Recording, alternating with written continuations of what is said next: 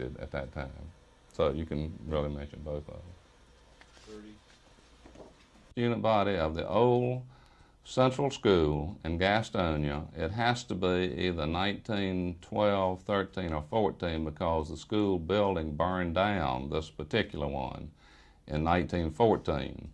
But this is my father with the cap on his knee and his arms on these other two boys. That's Caldwell Ragan. The only other one I know for sure, this is his buddy Charlton Torrance, Torrence, who was also a textile manufacturer, and they went to school at Georgia Tech together. And somewhere Earl McLean, another textile family, is in here. I don't have a list of who the others are, or who the teacher is or anything, but I know that some of these were mill workers as well as mill management in later years. You'll notice this one guy doesn't even have shoes on here. Got one guy looks pretty tough here with a stick. Okay, now Jamie, see if there's some way we could lie that flat because we're getting. I wonder if, just to elaborate, if you could tell me about who's who. If you just get a sense from the way that they're dressed.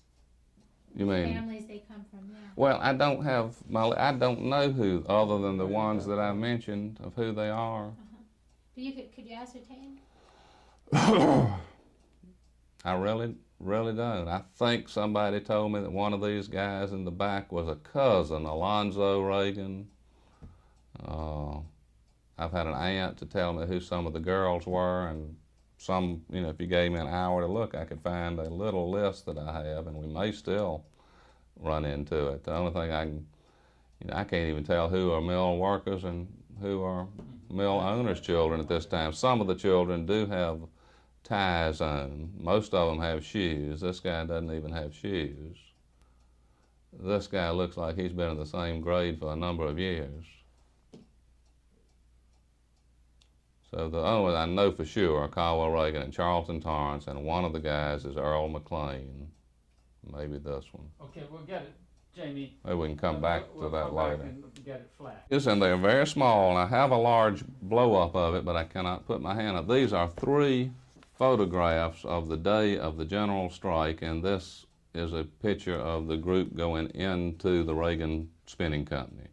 This one you see a little bit more of the mill and the water tower and the smokestack and going across the lawn at the end. This is actually going in the door at the time they were tearing up some of the yarn on the machinery in the mills.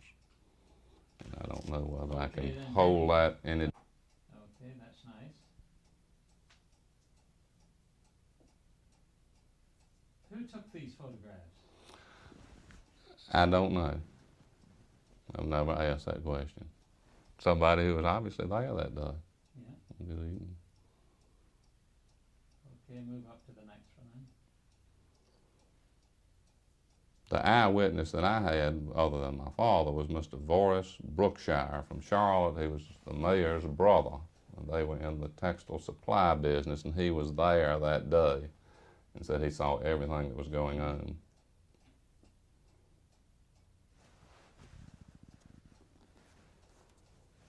Okay. If I can get a better one. This Oh, that's the mill. mill right here, the Okay. Ragan Spinning Company, located on the Southern Railway near Bessemer City. That happened. Okay, that makes sense. The photograph at the end of the mill is right here, out in the yard, and the other is somewhere over. And they were coming up the Ragan Mill Road, which is right here, and coming into. This is the. Jamie, that's nice. Okay. This is the mill pond right here. That's a little guardhouse. These are the office was in this part. The mill office. These are warehouses, and the village and church and things were back down here. Okay, that's fine. Okay. Show him going through this. This is an interview in 1941 with somebody who was a sweeper, just worked in the mill. I don't know if that has any interest to you or not.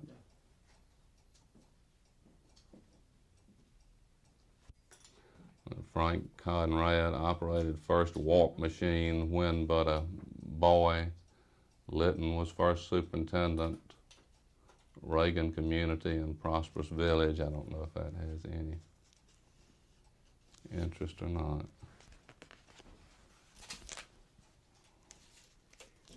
Okay. Now, the one other thing, Jamie, let's get those things flat. And then I think we're through here. It's in U.S. history. So it was, during its day, a real growth area. Even though, today you think of textiles as low growth, but it was putting people by the thousands to work.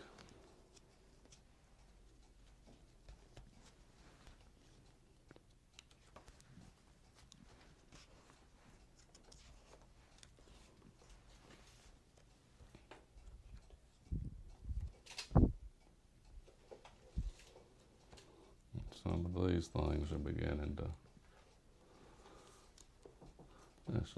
Are we? Oh, I thought y'all were getting set up. Oh, he's getting some close shots of you there. Oh, okay.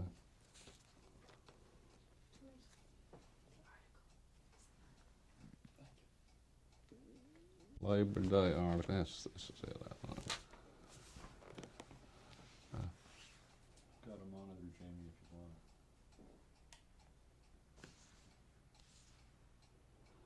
Talk to me, how's it look? It matches.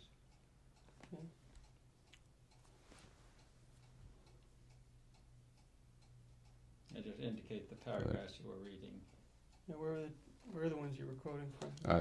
The one about the strike, the Yes. general strike. Yeah, this is the one, October the 15th, 1934. All right, hold it just a moment. All right. There. This one. That's focused. And the headlines sort of tell what the whole thing's about. I wish we had more headlines on the papers now. Then you wouldn't have to read the whole article. You haven't read USA Today? Make a paper. Jamie, you think that's going to be steady enough? I think you ought to get on the sticks on that end. Well, It did have, and it has a 1910 picture of the employees at the Arlington Mill. In here. That's the courthouse, which is still there, that we'll see today. That was the old depot. That's the school that. Me about that Inman Mill is it still completely family owned? It seems to They- be. They haven't. How do you think they've managed to survive as a family business? I don't know that much about. Of course, it was just a very, very big and very prominent, and Because the mill isn't all that big. Of course, they've that was my granddad. got a whole new Early section of days. it. Can you tell the resemblance even at different ages? The Yes. portrait, he was Oh, yes. stockier Sure. there. Yeah. Well, I Okay. just can't. Yeah. It's just full.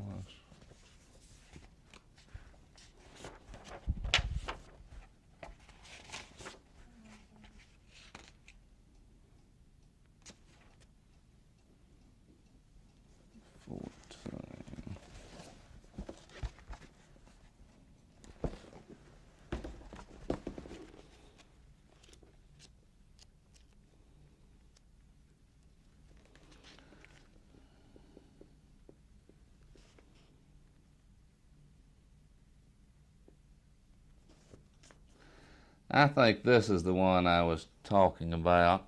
1915. And that's Jake Gray's sister, the one that I mentioned. Mm-hmm.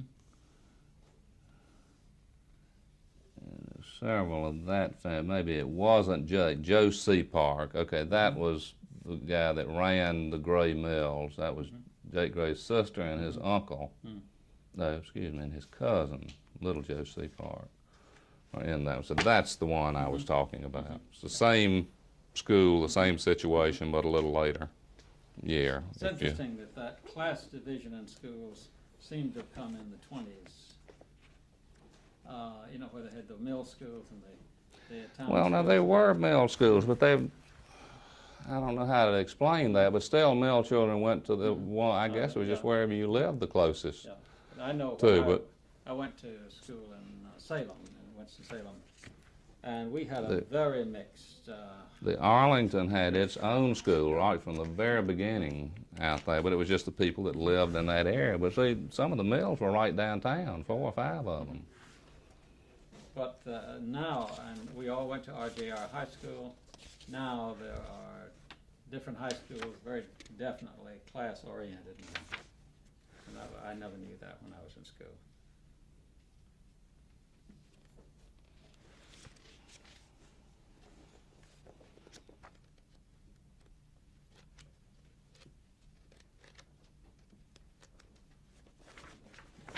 And they had it Yeah. when the museum But this started. fellow was so interested in that. He'd studied at night, he had old books, all of this. And I told him about the small exhibition we found over in Columbus. Mhm. But that's Yeah. it's just a We- gesture. Right. He's gonna have to go to New England, I think.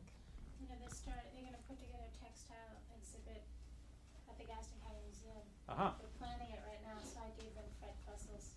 Mm-hmm. I guess you're part of that, Mr. Ragan. What? The textile exhibit that Val McGinnis was telling me about that they want to install. Oh, I'm the main, I'm the main person that fusses at them all the time, but that was one of the reasons we founded the museum, and here we are 10 years, 11 years later, and we still really don't have what I consider should be a permanent exhibit, but now when the carriage house is completed, we'll have all of that space that's now used for the carriage house for the textile exhibit. And we know where some If you could hand some me things those are. tables, I'll do that. Okay. that'd be one less thing to carry out. Mr. Ragan, do you have a look at phone books that I could look up and address that Jamie Mhm. needs? You sit down right in my chair there, you sit on the. Signal him when you're ready. Watch Ron, he'll signal.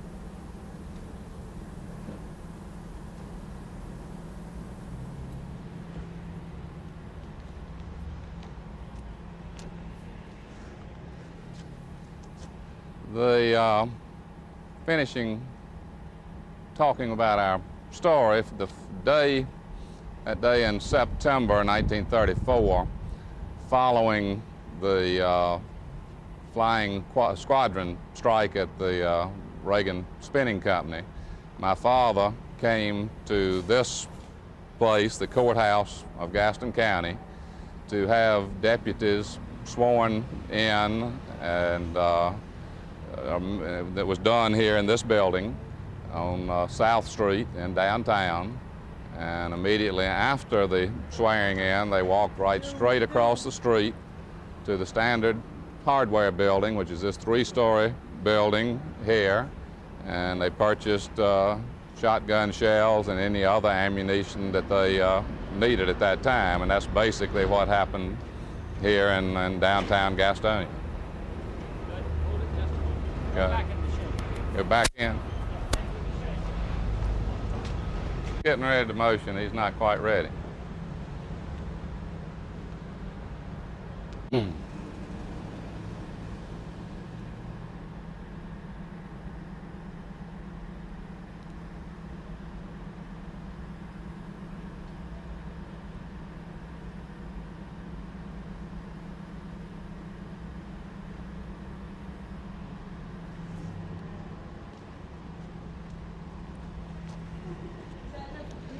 This is the Gaston County Courthouse on South Street in downtown Gastonia.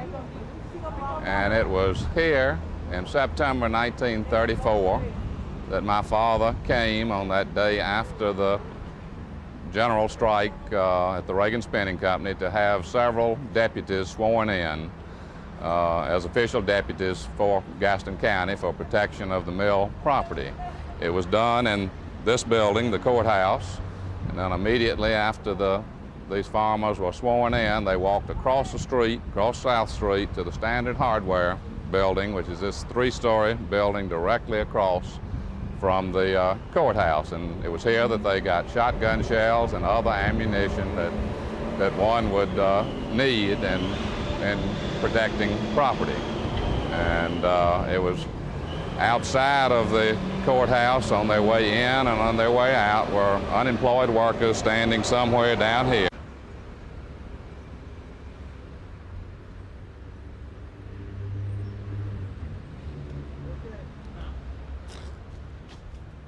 We are on the location of the Gaston County Courthouse, which is the same courthouse that we had in 1934. It was at this location in September of 1934 when my father came downtown to the courthouse here on South Street and brought several local farmers who lived near the Ragan mill to have them deputized. And they were deputized here in the courthouse building. And immediately thereafter, they went across the street here to what was then the Standard Hardware building for shotgun shells and other types of ammunition that they thought that they needed for adequate protection. And on the grounds down here outside of the courthouse were unemployed mill workers at that time. And of course, we were in a depression and had been in a depression for a good while. And there were some epitaphs called out and some things that were said to these men, including my father, who had come to do this thing. And so that's basically the way it was at that time. Okay. Truck or bus? After being deputized, my father and the newly qualified Turn a little more away from this. Action. Okay. Right. After being deputized here in the courthouse, my father and the newly qualified deputies went across the street here to the Standard Hardware, which is the same building we see today, and it was there that they got their shotgun shells and other ammunition that they thought that they needed to adequately protect the mills and the villages. And during all of this, they were standing outside quite a number of unemployed textile mill workers. It was during the Depression, and quite a number of very strong epitaphs were thrown at my father and the other deputies because they were doing what they thought was right in keeping the people employed and protecting the mills. And basically that's what happened here in 1934. Okay. Okay. When you're ready. This is the Gaston County Courthouse here, the same courthouse that was here in 1934. And it was here at that time that my father I'm sorry, don't go through that. I'm sorry. I'm going only to the Standard Hardware part now. Okay, well, there's my lead. How did I, wait a minute now. How?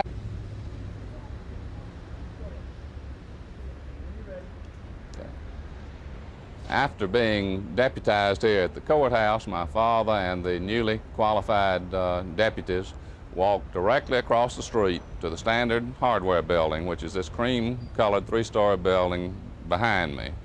And it was there that they obtained their shotgun shells and other ammunition that they thought they needed to adequately protect the mill and the mill village and its employees.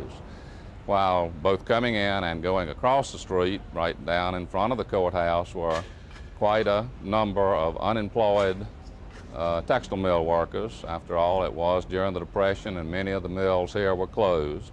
They were probably angry. There were quite a number of strong epitaphs thrown at my father and the other people involved, and quite some strong language was used, and but everybody was doing what they thought they should do, and it was here that this event happened in 1934.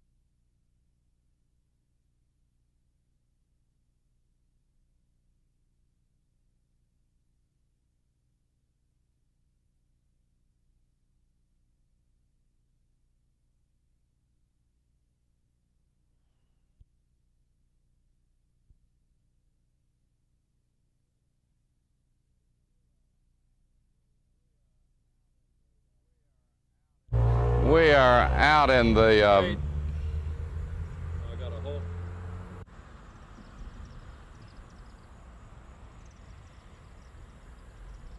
we are in the Ragan Mill Village outside of between Gastonia and Bessemer City, and directly behind me is the Ragan Spinning Company, which is owned by another company now. It's for many years J.P. Stevens, and I think Steve Connett owns it now, and it's called the Ragan Plant. It was here in September 1934 that a group of strikers, flying squadrons of unemployed textile workers from Gastonia, Shelby, and Kings Mountain descended on the Ragan Spinning Company in an effort to shut it down. It was one of the few mills that were running at that time. And I don't know exactly where, but back here somewhere they came through the gates, and when my father found out that they were descending on the mill, he came out with a couple other people. One of the people was a section hand by the name of Sid Black, and he was such a big burly fellow they called him the Bear, and he was standing right behind my father, and it was a lot of hard words were said. My dad, of course, was very mad, and he told them that everything he had was in this mill, and if they came through and tried to destroy it, they would have to come right through him. And he found out later that Bear Black said, Mr. Ragan said, I was standing right behind you, and I had a 3 or 4 foot iron pipe in my hand. Said if they had made one move to hurt you, said I would have come out fighting. And so that was one of the stories that carried over. But somehow I think they probably talked to each other, and Dad agreed to close the mill down, and this was one of the mills that was working, and that was why the flying squadrons wanted to close it down. They wanted to close down all of the mills that were running, but Dad had Mr. Miller, Mr. Robert Miller, the superintendent, to close the mill down, tell the employees to go home until further notice. And at that time, the flying squadron did go into the mill. They did not destroy it, but they walked and ran through the mill. They busted some windows. They tore down all of the ends on the spinning frames, which caused some damage, but not great damage. And that was what had happened that day. There were a lot of angry words that were said, but fortunately there was no major destruction of the mill. I don't know where they went after they left the Ragan Spinning Company. They just obviously went to other mills to do the same thing. Okay. Train gets on your nerves too. Okay. Are you shooting? Yeah. Did I scrape the microphone when I was sort of? Nothing now. Today? Can't say that. Do we want to add what happened that the workers came back the following day or anything? No, that's covered in what we've already Closer to me. talked about. Coming in closer here. Oh, what are you doing now? I feel like something's going to explode on me. It's just a windscreen.